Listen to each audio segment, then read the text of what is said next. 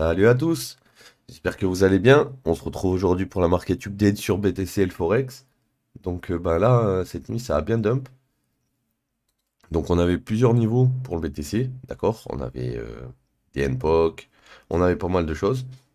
Et là, actuellement, on a dump et on est venu sur la zone où il y avait beaucoup de niveaux condensés au même niveau, donc aux alentours des 19 410. Donc maintenant qu'on est au 19 410, en vrai de vrai, il faudrait que ça hold. Si ça hold, on peut remonter d'ici, parce que du coup, ça serait un retracement bullish dans la tendance, vu que ma structure a break ici, et que depuis tout ce qui s'est passé ici, c'est de la liquidité interne de ce mouvement, ok? Donc là, on est en train de prendre la liquidité interne, on peut venir dip à là-bas, et une fois qu'on aura dip là-bas, faut voir. On n'est pas obligé d'aller plus bas. On est dans une très grosse zone de support pour BTC. On pourrait très bien avoir un retournement ici. Maintenant, si cette grosse zone-là, elle se fait avaler, bonne chance pour la suite. Pour le moment, on est dessus, donc on va pas FOMO et se dire que vas-y, on va descendre de fou, alors qu'on est sur big support. Dans cette zone, je conseillerais déjà à tout le monde d'avoir TP, hein, sur le short d'ici. Pourquoi? Parce que, ben, voilà, hein, monthly, daily, NPOC, weekly, NPOC, NPOC, NPOC, il y a beaucoup de choses, ok? Donc du coup, si vous voulez être sûr de ne pas vous faire avoir, quand c'est comme ça, vous avez un doute, vous, par exemple, imaginons j'ai shorté ici, je prends un TP partiel ici, et je vais mettre mon stop ABE. Comme ça, au pire, si ça remonte, ça me sortira ABE, j'aurais quand même pris une petite partie de profit sur la descente, ça me va très bien. Donc du coup là pour aujourd'hui, à quoi on peut s'attendre hein, sur BTC? Donc là déjà, on va en daily, on voit que le daily ici, il est d'actualité. Ici, on a un daily, on a été le frapper. Le monthly ici, il vient d'être touché, donc voilà, un monthly level touché, à mon avis. On peut repartir d'ici. Est-ce qu'on va repartir d'ici? C'est pas obligatoire, d'accord? Il y a rien d'obligatoire. Maintenant, quand un monthly level est touché en général, ça va faire des dingueries derrière. Donc on va voir sur le retracement ici. Est-ce qu'on vient à 19 440, 480, 530? Et ensuite, est-ce qu'on va plus haut, retester par exemple cette zone qu'on a traversée sans même avoir de rebond alors qu'on avait un POC et un daily level. On a juste une mini réaction avant de l'avaler. On pourrait venir le retester en tant que résistance, voire même on pourrait push un petit peu plus haut, prendre les liquidités, à voir. En tout cas, bah ça, c'était un peu pas prévisible, mais presque. Parce que on avait vu ensemble que cette leg avait été touché les 100, 123, d'accord? Sauf que là, ici, quand on est arrivé ici, on s'est payé un range, je vous avais dit que c'était une 4.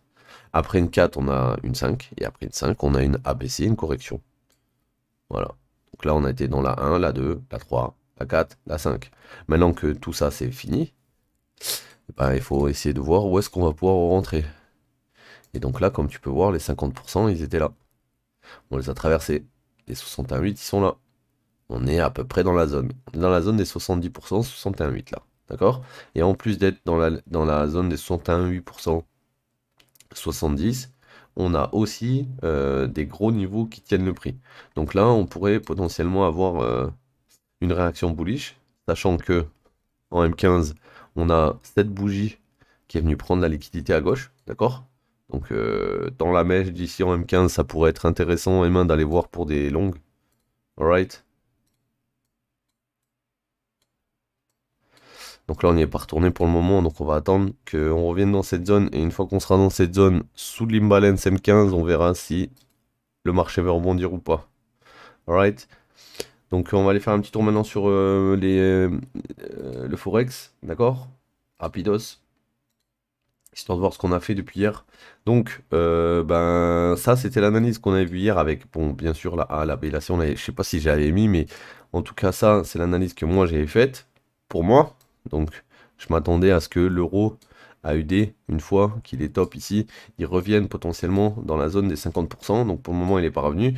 Hier, il y avait un short à prendre ici que j'ai pris, personnellement, que j'ai cut aussi. J'attends toujours dans cette zone, voir ce qu'il va faire. Là, on a eu une belle prise de liquidité sur la A ici, complète. On a eu une belle prise de liquidité sur la leg, sur ce qui s'est passé ici, ici. Ensuite, on a un dump. On pourra avoir un retest avant d'aller plus bas et venir tester le bas de la leg. À voir pour l'euro AUD pour aujourd'hui. Ensuite, Euro GBP, Euro GBP. Donc Euro GBP, j'aime beaucoup. J'aime beaucoup parce que il est passé en dessous d'ici, ok? Donc lui, ça va être celui que je vais regarder aujourd'hui potentiellement hein, pour shorter. Pourquoi? Parce que regardez bien, on a cassé la structure ici, plus ici, et on est descendu, on est remonté, on est descendu, on est remonté, on est descendu. Donc là, j'ai mon inducement, et au-dessus du inducement, c'est possible qu'on ait une zone de short. Donc au-dessus de cette inducement, ça serait cette zone, d'accord? Donc on la file. Et au-dessus de ça, ça serait potentiellement l'IT là ou un des imbalances qui est dans la descente là. Donc là, on va aller voir en M1. On voit quoi en M1? On voit qu'on a un premier push, un deuxième push. Potentiellement, on peut casser ici. Si on casse ici, ben, on lose le high. On appelle ça, on lose le dernier mouvement qui nous a amené en haut. Donc, on va avoir un retracement à un moment donné dans potentiellement cette partie. Et là, on aura un retracement. Donc, Euro GBP, à voir le retracement qui va nous faire ici. Mais je m'attends à un A, B, C vers le bas et on revient plus bas, hein. Ok? Ensuite, Euro USD, on avait cette liquidité ici qui attendait, potentiellement, avec cette liquidité, on est passé au-dessus. Là, on a créé de la liquidité au-dessus de ce niveau. On a encore des liquidités à prendre ici. Donc, pour le moment, pour moi, il n'a pas fini de... Il n'a pas fini. Il n'a pas fini de monter. La grosse zone pour le short, c'est aux alentours des 1,1, 1,2, d'accord? 1,12, 1,012, quoi, dans cette zone, au-dessus du dernier high. Donc, pour l'instant, rien à signaler sur Euro USD. GBP AUD, tac tac tac tac tac. Pareil, GBP AUD M15, on a créé des high égales, ok. C'est venu à peu près se faire chasser ici. Là, on est passé pas encore dessous, mais on a cassé ça.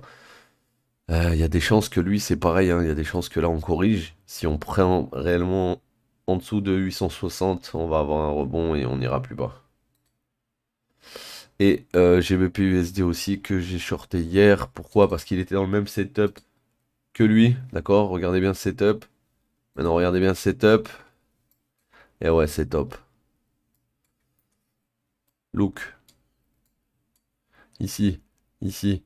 On passe dessous. On revient tester. On rentre. Bam. Easy. Trade facile, ça. Et ceux qui veulent hein, des preuves, elles sont là, hein. On les a pris, les trades. Donc, bref. Vous aviez la market update d'hier pour avoir les niveaux. Si vous étiez un peu à l'affût au moment où ça a break, vous auriez eu les mêmes plays que moi. Ok? Donc là, pour aujourd'hui, sur lui, on arrive dans une POI ici, d'accord? Cette POI, elle n'a pas pris de liquidité, donc pour moi, elle est pas ouf, ok? J'aimerais bien qu'on vienne reprendre ce lot, d'accord? Qu'on passe sous ça, et une fois qu'on sera passé sous ça, on pourra rebondir. Tant qu'on n'est pas passé sous ça, on peut potentiellement pas rebondir tout de suite. Parce qu'on n'a pas de liquidité à aller chercher encore. Enfin, on n'a pas pris toutes les liquidités de cette leg-là. Tu vois, ce mouvement, on a commencé à le retracer. On a pris ses liquidités, ses liquidités, ses liquidités. On a essayé de jouer un peu ici.